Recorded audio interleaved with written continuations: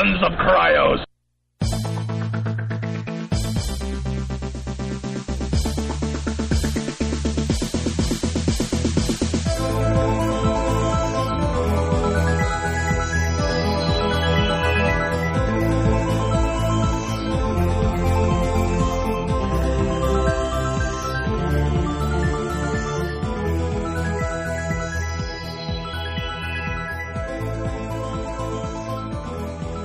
Welcome to the show, guys.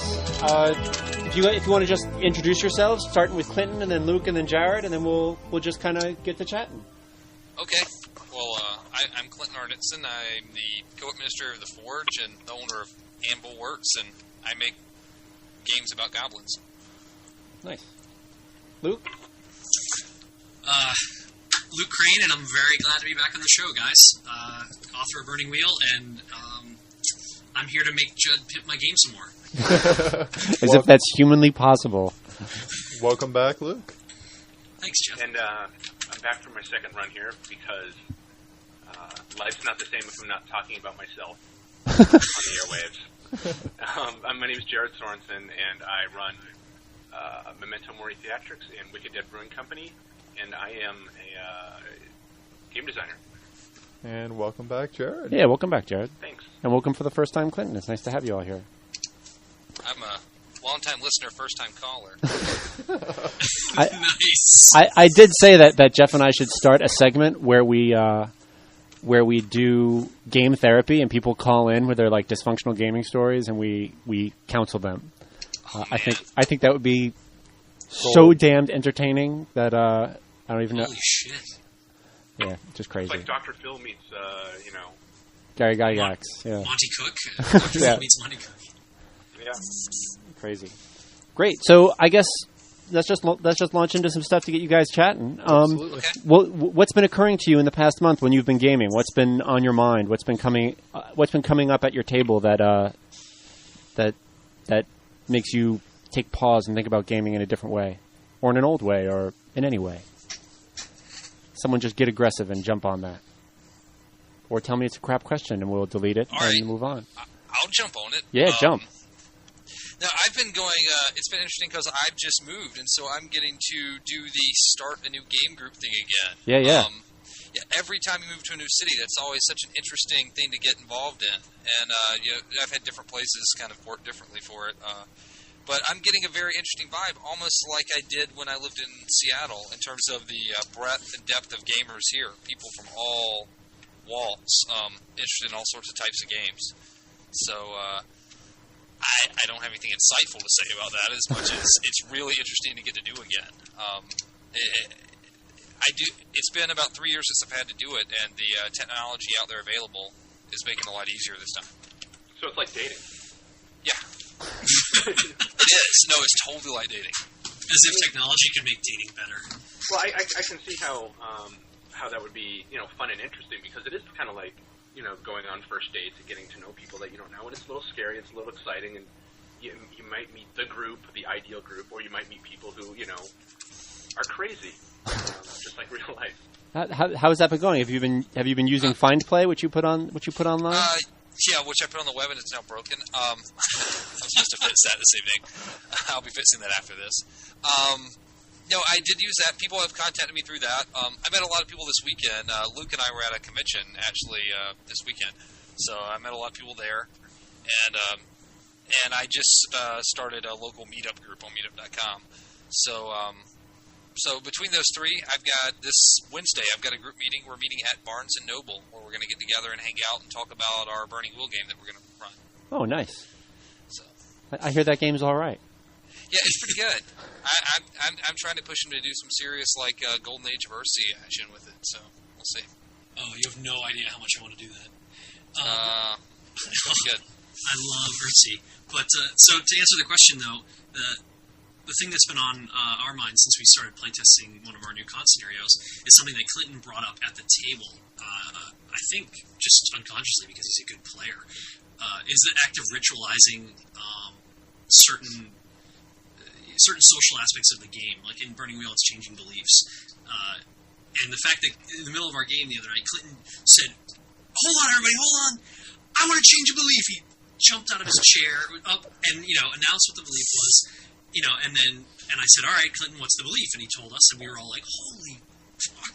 Yeah, and then he changed the belief.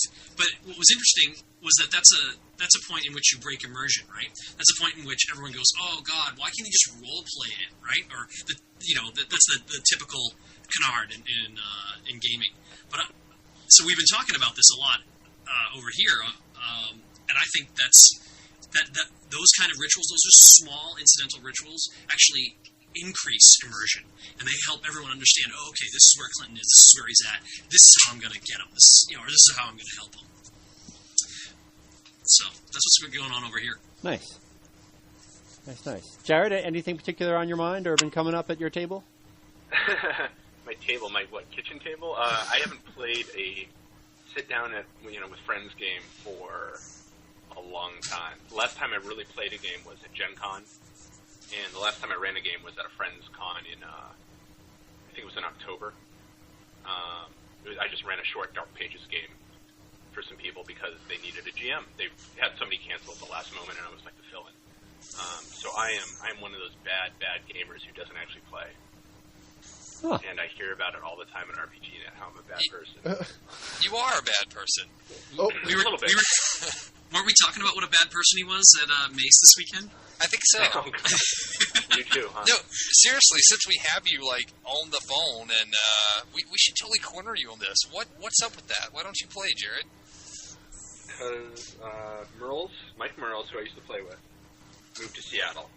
He got a job working for some company. I don't know. Maybe you've heard. He sold out to the man. It's cool. No, he's I'm super happy for him, but it sucks not having him around to hang out with and play games with.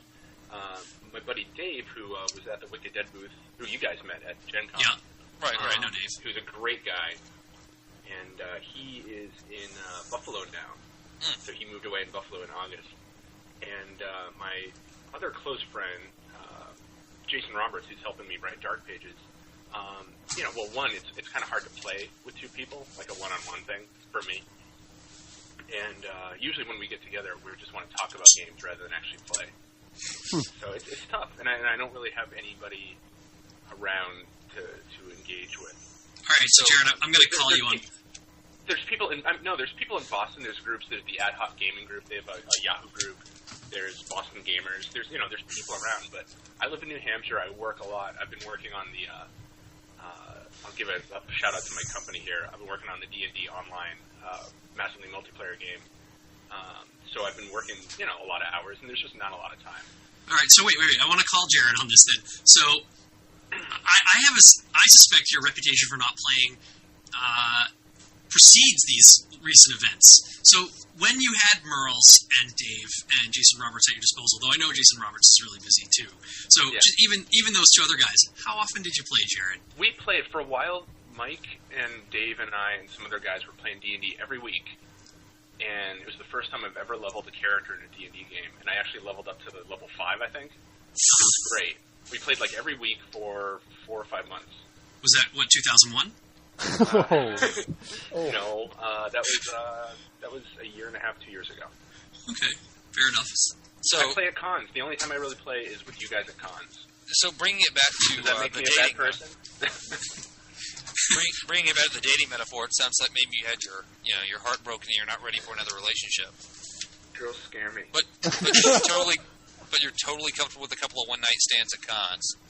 So you just described my actual dating. No, I'm just kidding. That's just sad. Yeah, I mean, basically, I get together. You play with people you trust and people you like, and frankly, you do. There you go. See you Saturday, Luke, or Friday, actually, for Gen Con SoCal. Thursday night, genius. Thursday night, that's true. Are you going to sleep on the street? If you kick me out of the room, yeah, I guess so. Anyway. Hey, how about you guys, Luke and Nixon? How often do you guys play games, and who do you play with? Close friends, or just people at conventions? Well, my last group in New Orleans, before I moved here, I was playing with. We had scheduled once a week. I'd say we probably played more like 3 times a month. We generally would miss 1 week out of a month. just because stuff would come up. Right. But I play with close friends. I tend to play in smaller groups, 2 to 3 people. 2 to 3 people plus the GM, so 3 to 4. And then here in Raleigh, I've played some with some local people, or in Chapel Hill, a couple of times, but on a very ad hoc basis, just kind of getting to know people. Once I get a group that I feel comfortable with, it'll go back to once a week, definitely. When I was in the middle of a community that I felt very comfortable with when I lived in Seattle, I was playing 3 times a week, and I'd love to get back to at least twice a week. Wow. Nice. Since probably 2001, I've been playing in about 7-person, including the GM, Burning Wheel games that last between 3 and 8 months. But that recently stopped. We ended a really big Burning Wheel campaign over the summer, and it was weird. It just it drained all the emotional energy from our group. Nobody had the will to play anymore. So I organized a series of one-shots at my house to play Jared's games. Actually, I played Octane and Inspectors. I played Vincent's Dogs in the Vineyard, and I played Matt Wilson's Primetime. And I was sad that I didn't get to play Clinton's Shadow yesterday. It's cool, man. But so we played a series of one-shots, and for the one-shots we had smaller groups. Like a small group for us is 5 people. But recently we just started playing Burning Wheel again, and I feel so good. I started running a game, and it's actually for a small group. It's me and 4 players, and I'm in heaven. So we're playing our 2nd or 3rd session tomorrow night. So Very nice. Yeah, cool.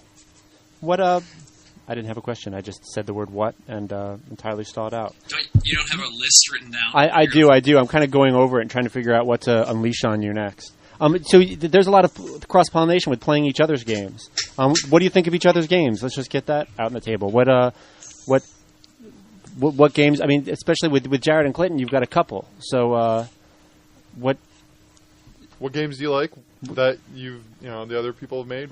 Oh, well, I'll start. I love Burning Wheel. I mean, Burning Wheel is what Shadow of Yesterday should be. So please, I've just got a better setting. But I swear to God, Shadow of Yesterday make a great Burning Wheel supplement. Anyway, that's probably going to be the 3rd revision, 3. It's going to be Burning Shadows. And then Jared's games, me and Jared have known each other a long time. I've always been a fan and supporter. Love Inspectors. Really looking forward to Dark Pages. Lacuna is very cool. He and I have sometimes argued about Octane, but I like almost everything he's done. So, what is the argument about Octane? That's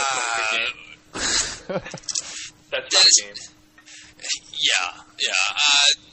It's funny. There's a small mechanical difference between it and Inspectors that just throws me off. No, you're completely right. The criticism is everybody who's had a criticism about Inspectors is wrong, but everybody's had a criticism about Octane is pretty much right on the money. It's always the same criticism. Octane is what I want to play on a Saturday night when I don't want to play a role-playing game. If that makes any sense whatsoever. Yeah, no. No, it does. If you hear screams in the background, by the way, it's my dog. I'm not torturing anybody. just puppies. It just adds to your mystique, Jared. It's all right. Thank you. Luke, you had some interesting. Octane's a flawed game that I think everybody should check out. So there you go. Luke, I love it, but it's not really a role playing game in the traditional sense. And there's a couple bits about it where I'm like, knowing what I know now, I'd probably do it differently. But it's still, I love playing it. And I play it every year at Gen Con. And I don't buy that it's not a role-playing game. Clinton and I had the same discussion this weekend, and I don't buy it. Well, I think it's about as stripped down as you can get to be a role-playing game. I think it is literally the most bare bones it can be. That's like calling a car something with an engine and wheels. It is, but it's got a steering wheel. It's a crazy-ass steering wheel, but it's got a steering wheel. The steering wheel you control with your mind. And it has no brakes, it just has gas. It just has an accelerator. It has a button, forward. Right. No, let's move on. Well, alright, so to reverse that, I actually I'm dying to play Shadow of Yesterday, and I think that Inspectors is one of the greatest role-playing games ever written, actually.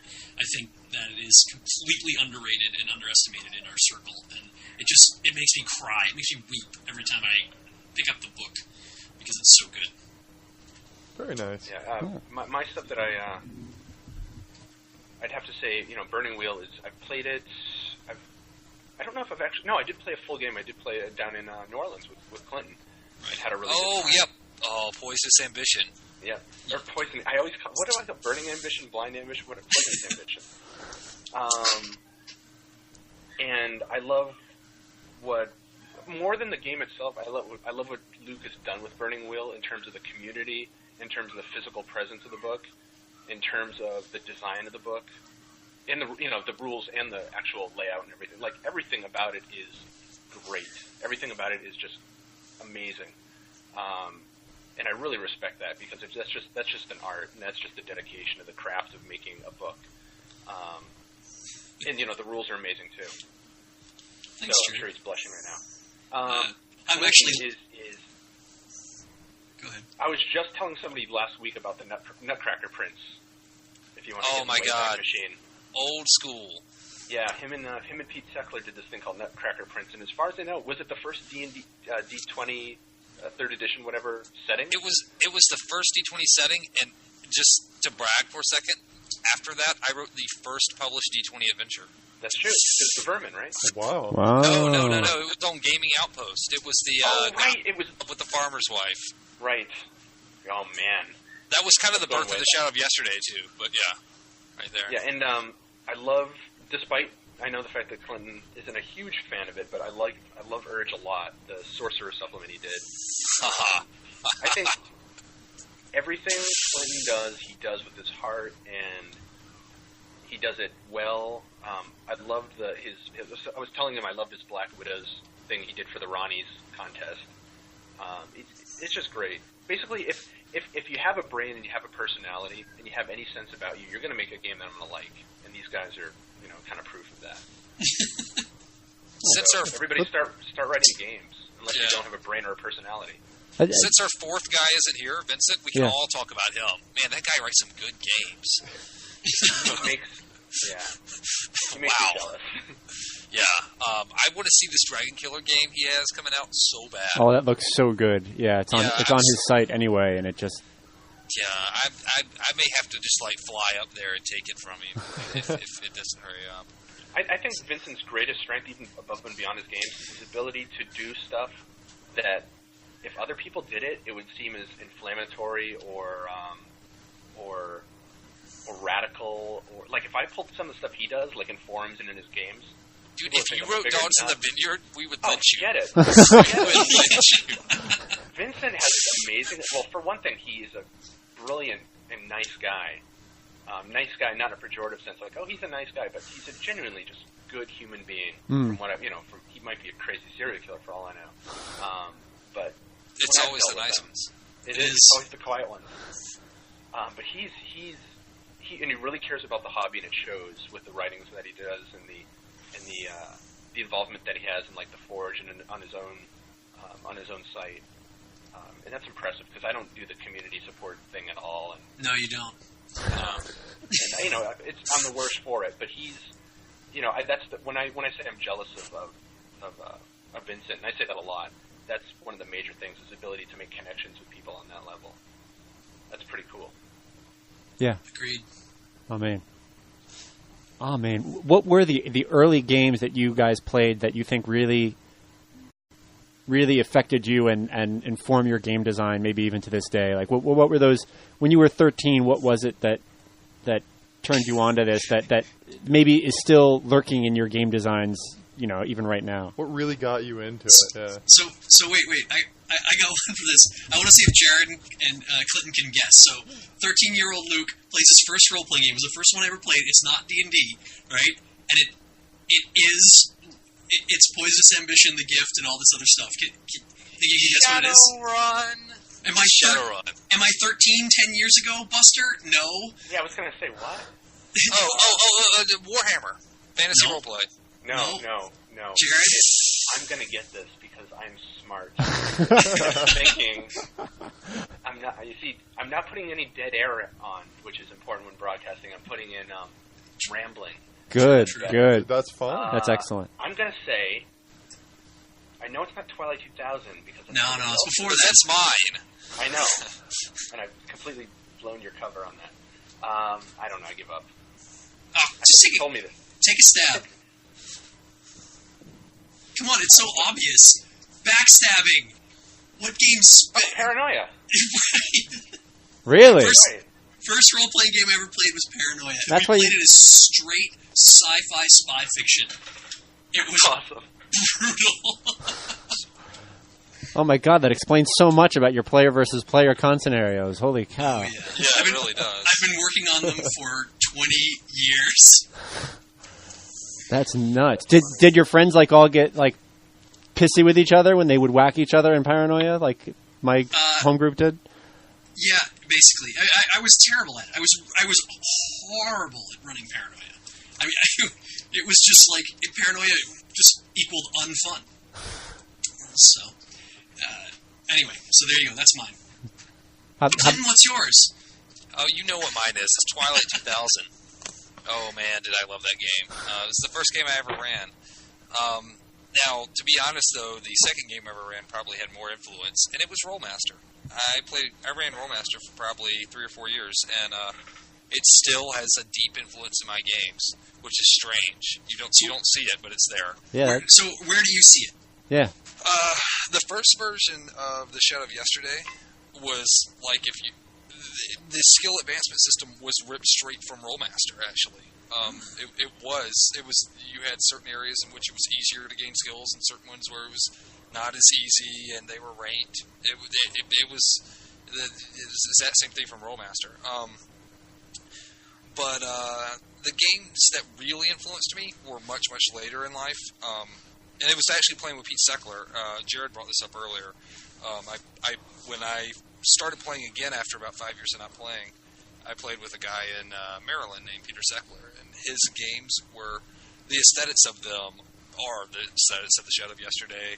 The humor of them is the humor that I tried to bring to Dungeon. Urge may be the only game I've written that isn't a direct rip-off of something he GM'd. So, I don't know. I mean, not a rip-off, but Influence homage to. Isn't that where pumpkin role-playing comes from? Oh, yeah. Yeah, that's totally him. It's just really excellent games, and all done with D&D. So, What is pumpkin role playing? I caught a term that I didn't. Sort of romantic fantasy. Got Something it. where where robots and romance and goblins meet. That's where pumpkin fantasy stands. Got it. He wrote an influential game called Pumpkin Town, which, by the way, Jared's games are all total rip-offs of. And yeah. So we kind of went from there. Neat. Jared, anything that you can think of when you were a young'un? Like Luke, actually, that's not true. I was going to say the first game I played was Paranoia. The first game I GM'd was Paranoia. The first game I played was Ghostbusters. Ah. I'm scratching my chin. The first game that really kind of knocked my socks off in a big way was in a snowstorm. My friend was driving his truck. I was in the passenger seat reading it. I just bought it at a game store, and it was Over the Edge. And I could not believe it. It was the coolest thing I've ever read in my life, as far as a role-playing game, just because of the impact that it had on me. The fact that, oh wait, there are no attributes. There's no strength. There's no strength or dexterity, or what's a central trait thing? For people who don't know, and I'm guessing, God, your listenership must all have Over the Edge, if not played it. It's a kind of a quote-unquote rules-light game Jonathan Tweet did in the early 90s. And it's kind of a surreal, conspiracy-themed, weirdo game that takes place on this island that doesn't really exist in our world, but it exists in this one. And characters are an FBI agent, or a cop, or a Wookiee, or a toaster, or a lost soul from Atlantis. You can basically play anything. And the cool thing about it is the thing which you are the most of is your attribute.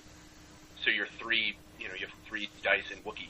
So whenever you do something a Wookiee would do or know how to do, you have 3 dice. Right. And that, to me, was just the best thing in the world. And that pretty much changed my entire... That's one of the games... The 3 games changed my life, probably. One was Dungeons & Dragons, because I found out about the hobby. Right. 2 was Over the Edge, because I went, oh, wait, there's not just games like D&D. And the third one was probably Sorcerer, because that gave me a venue to start... It basically gave me the confidence to start doing my own games. My first for sale game was a supplement for Sorcerer called Schism, and that kind of set the ball rolling for Memento Mori and Wicked Dead and all that. Well, those were the first games that you guys kind of got involved with. What were the first games that you made? And I don't mean like that you got published, but like what were the first ones that you created, your homebrew stuff for like your friends at home?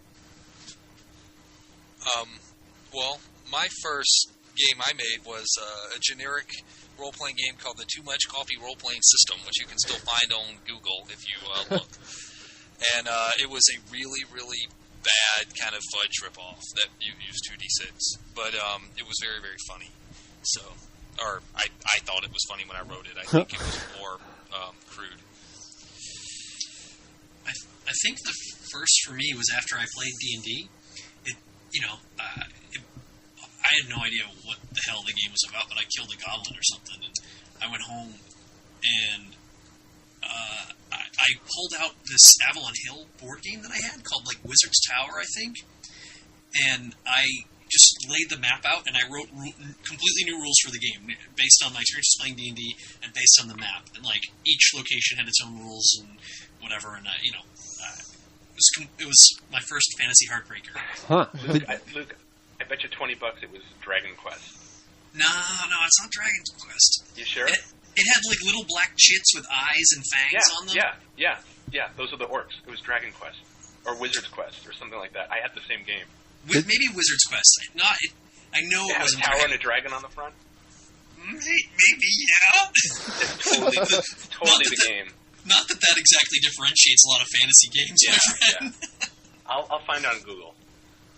So yeah, I think that, and I remember I had my friend come over and play, and I had gremlins attack him, of course, or whatever, and he wanted to have a spiked helmet so he could stick the gremlins on as he killed them, and he drew a picture of it. Nice. That was my first experience in game design. Nice. Very cool. Yeah. It was Wizard Quest. I have a picture of it here on Google. Nice. Show the folks at home. I will. I'll send it to. I'll post it on my live journal. Cool. Thank you. I'll post a picture. We'll put a link to that on the show. Yeah. I did the same exact thing Luke did. So tell us. Yeah, tell us about it. Yeah. About the game? Yeah. It wasn't a role-playing game. It was a board game called. It was called Global Conquest, and it was a total war game. And I took all the pieces. Because I figured, well, I can build a map myself. That's easy. But all these little chits, that's a pain in the butt. And yeah, I wrote rules, and it's basically you were going around this planet, blowing people up in, like, armored ATVs and hovercraft and crap like that. It was really stupid, and I don't remember any of the rules, but I used to make games all the time when I was a kid. I was, you know Edward Scissorhands? Yeah. You know how he got really good at topiary sculpture because, he was all alone? Uh-huh. I didn't have topiary sculpture, but I had D&D. That's what I did. I stayed up in my attic with my little claws and, my crazy hair, and I made role-playing games. And I've only recently been let out. It shows. I know. At least you didn't, like, put dice on your fingers and stuff like that. Well, you don't know that. Yeah, I'm pretty certain he probably did at one point.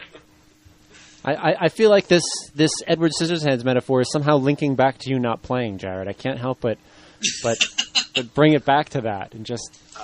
Yeah. Oh, no. Yeah. That would be correct. You didn't realize this isn't really a podcast, Jared. It's an intervention. It's an intervention, right. We all got together tonight to... Merles and Dave, my buddies Merles and Dave pulled the same thing on me one day, and Jason, too. They're all like... We were getting together ostensibly for a Mutants Masterminds game, which went south when I said, well... I don't like how this is going. And they're like, well, what do you want, Jared? What do you want to play? Because we'll play whatever you want to play. And I just was like a deer in the headlights. And they were, the room got real small, and I got real hot. It was, oh, man.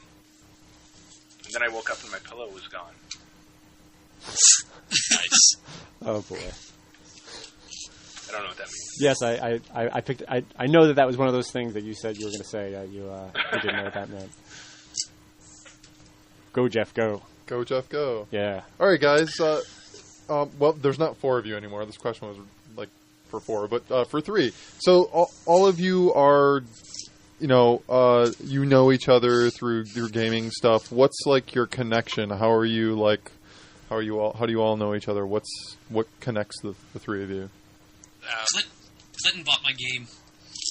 That's really what it comes down to. Oh yeah.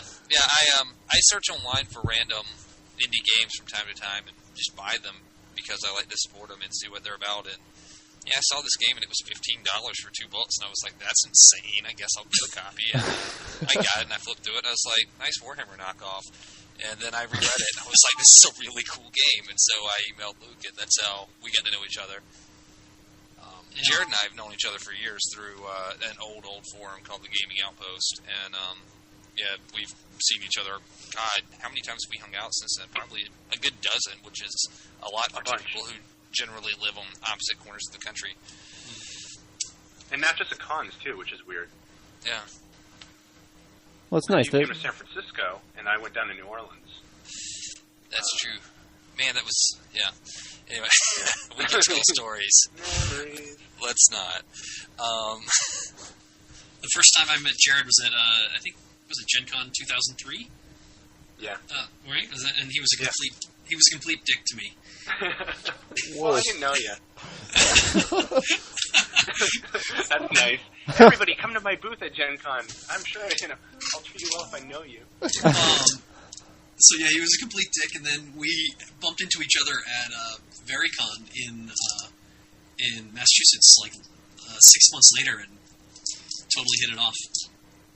So, pretty much con circuits for me. That's how I know these guys. Yeah. That seems to be the pattern: is that people are meeting on the Forge and then getting together and gaming at cons, and then and then the internet community, ferments it all and makes it into something else. Right. We're like role-playing carnies now. Yeah. I think Jared is the social facilitator, though, because not only has he gone the distance with Clinton, but he's come down to see me in Boston when I'm up there. We've gone to lunch a bunch of times and whatnot too, like just completely social, no gaming type stuff. I actually, and it's funny because I was thinking about this with the whole why don't you play, and really, I would rather get together. Oh, I lost Jared. Jared? Yeah. Jared? This is all a ruse because he doesn't want to have to explain why he doesn't game. He's so clever. Jared? Am I back? Yeah, you're back. Yes. Yeah. That was weird.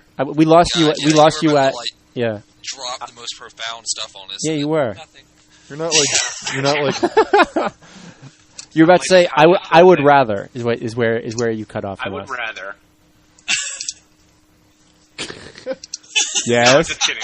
I would rather sit at a coffee shop with Luke or Clinton or Ron Edwards or God. There's about 1 billion people, and if I don't name them all, they'll be pissed off at me. But there's a lot of people, and I'd rather just sit down and talk about gaming than do it. Probably any day of the week because it's more interesting for me. I don't buy it, but okay. But your games would be better if you made us play them. Yeah, probably. You're amazing, man. But no, I just don't get what the stuff I got out of playing like Shadowrun in the early '90s with people I met in college. That's how I met a lot of my friends from that time. And it was a lot of fun and everything. But now the stuff that I'd rather write games than play them, and I'd rather talk about them than write them. Obviously, or else I'd have an incredible library right now. How do you know if your games work if you don't play them? Somebody asked. Actually, I did an interview with somebody for a computer magazine, and she asked me. She's like, "Well, how about do you play your games? Do you play test them? Do you get feedback from play testers?" And I was like, "No, I just write them and publish them." And she looked at me, and she was from an engineering, computer science background. She looked at me like I was crazy. She's like, well, how do you know if they work? And I was like, well, I don't. You are crazy. And she was just gobsmacked. You are amazingly lucky to have like a 75% success rate on that stuff too. Yeah, I know.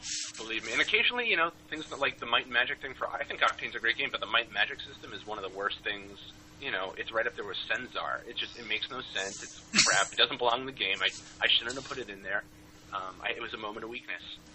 And I have a definite design philosophy, and that's kind of what I go with. And if I don't trust that, I start making mistakes. Over the years, I've gotten better at recognizing that. So, but yeah. I'd rather hang out with people at cons over coffee and or loud music and talk about games. Well, and I'm gonna bust you out and say a little bit of that is bluster. I mean, Inspector's your best game in my opinion has gone through a good couple of revisions after people really did play it. I mean, I've played Inspectors with you. I know you've run it, and you did change it over time. A lot of the revisions, it's been through a bunch of revisions. One was a substantial revision from the 8-page to the 36-page document. Yeah. Another was just kind of to make it better, I guess, based on player comments. And then the rest were all... it's true. And then the rest... Well, with Dark Pages, I'm doing playtest groups. Right. And I'm really glad... Oh ho! Yeah. The times are changing. Well, it's an important... Well, I don't want this to be all about me. Yeah, I do, but... I don't want it to be all about me, but I will say that it's a big game for me. And it's an important game, and I want to make sure that it does what I want. And I'm not perfect, and I make mistakes, and I want to make sure that I alleviate the chance of making those mistakes, especially when if I'm going to be doing a big hardcover, Lulu.com. Yeah. Nice. Thanks. Actually, after my experiences, I might just go to Lulu.com. And I hear they offer a quality service. I will investigate them. If I can only find somebody who knows about Lulu, I will talk to him. So wait, I just want to get this clear before we start plugging our individual workplaces. So I'm sorry. So you just said it's important for the game to work right. Therefore, I playtest it. Did I say that? Yes. That's not what I meant. Okay, just wanted to get that out there. We have it recorded. Oh my god. Nice. Thanks, Jared. Yeah. No, what I mean is, let me. God, what is this? Crossfire? I mean, this is Hardball with Clinton and Luke. We're in Nixon country. Where the flavor is. When I say, okay, for playtesting, I want to see if people are getting out of the game what I want them to get out of it. Mm-hmm. Okay. Now, in Lacuna's case, confusion is what I wanted people to get out of the game. Confusion and paranoia. With Dark Pages, the rules have to be tight because I want it to be, epic. I want it to be this pinnacle. Whether it is or not, who knows? But I have really high goals for it. So I figure I might as well give it every shot. If you're pregnant, you quit smoking. If you're doing a role-playing game, you play test. That's my message. Does that make sense? I'm so confused. No. You just said the same thing with the words in different order, man. Nice try. I'm running for office soon. No, I'm just kidding. All right, let's let Jared off the hook. Next question. Yeah. Well, Clinton, you talked about how small and I'm getting hot. Clinton, you talked about how kind of difficult it was running the Shadow of Yesterday, especially when you first, I think, revised it, and how you want to talk about that? How difficult that can be? Yeah, I have made the mistake several times of thinking that playtesting myself is playtesting, and it's not. Is what I found out with the Shadow of Yesterday. It's been revised. The first edition of it, I playtested pretty heavily with my home group. I mean, we ran it, and we had a great time, had a good campaign, and I published that. And I kind of took a break. I tend to do that after I write a game. I won't play it for a couple of months just because I've been playing it so much. I like to take a break. And when I came back to it, another group I was in was begging me to play it. I realized that, holy crap, this doesn't work as written. I had all these behaviors that I had been doing when I was running it before that I just failed to translate to paper correctly. And so without having that sort of memory of how to run it, I found from the book I couldn't. I figured it back out again, but I realized this is way more difficult than it should be, and so I decided to revise it based off that. And that time I did get some outside playtesters, and that went a lot better for me. So, yeah. Sorry to interrupt here, but somebody is typing. Oh, you can hear my typing. Yeah. Yes. Oh, yeah.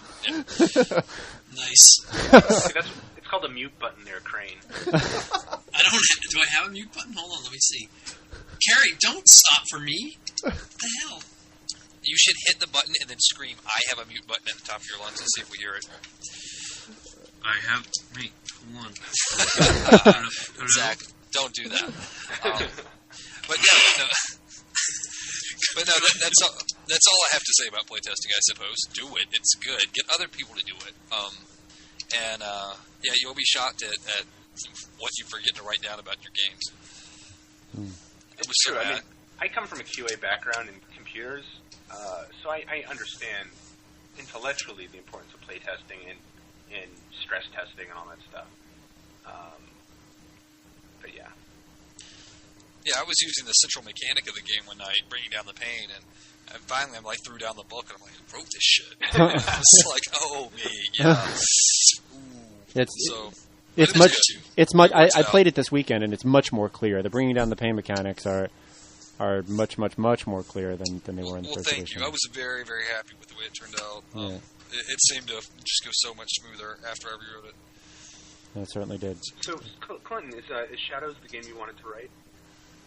Oh yeah, I mean, I have a bunch of games I want to write, but it was. Is it the game that you set out to write? Oh yeah. I wrote it the first time in a week, and now it's been about 3 years, and it's finally written the right way, and I'm very happy with it. I have a secret plan, which I've never revealed to anyone, but I totally want to, 20 years from now, I want to be the new Greg Stafford. I'm just going to keep plugging away at that thing and re-release a new version of it. And, Glorantha, Nier is the new Glorantha, man. That's what I'm going to grow a ponytail and carry a raccoon staff around and rock it old style. Rock. Awesome. So, Greg is a cool cat. But no, I have other games on the burner that I've got one I'm writing right now, for example. So. I believe you can't use the word burner. Is that copyrighted by Luke? Trademarked. Sorry, trademarked. Yeah. So what's on the burner? Well, right now I've got kind of obsessed with the idea of doing a few what I want to call mini games. Shadow of Yesterday, I wrote to fill a niche in that there's not a lot of these sort of independent story-based games that are made for long-term play. Burning Will is, of course, right. And Shadow of Yesterday was meant to be for long-term play first and foremost. I wanted to get that out there. And, now I want to write some stuff for really short-term play. We're talking, you sit down with people and you play once. The first one that I'm doing is called The Face of Angels, and it's actually hearing about that. It's meant for about 2 to 3 sessions of play, and it is my stab at the superhero genre. It's a very different superhero game. Its primary source is the short story Flowers for Algernon. So that's where I'm going with it. Very cool. And yeah. I have at least one, maybe 2 more games after that are going to use card mechanics and are supposed to be for short play. So all these are games that should be 16 pages long. You can sit down with a pack of cards and play with friends, and anyone can learn them in an afternoon. Nice. So My goal is the 15-minute role-playing game. Nice. You've seen one of the other ones, Jared. Black Widows will be a full game.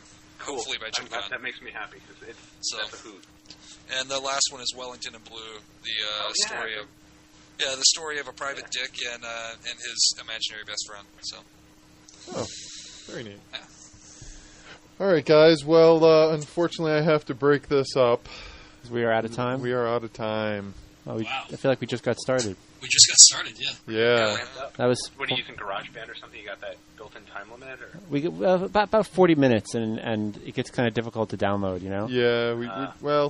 We try and keep it to something that people will reasonably listened to. You start pushing near an That's what hour editing or is over, and what's that? Edit out all my stupid comments. Well, in that case, we have 30 more minutes. Let's just keep this thing rocking. Yeah, you could throw in that bad ability to pimp myself I had there. Then that was No, that's totally fine, guys. That's good, dude. I'm usually the... I guarantee one of those games will see print.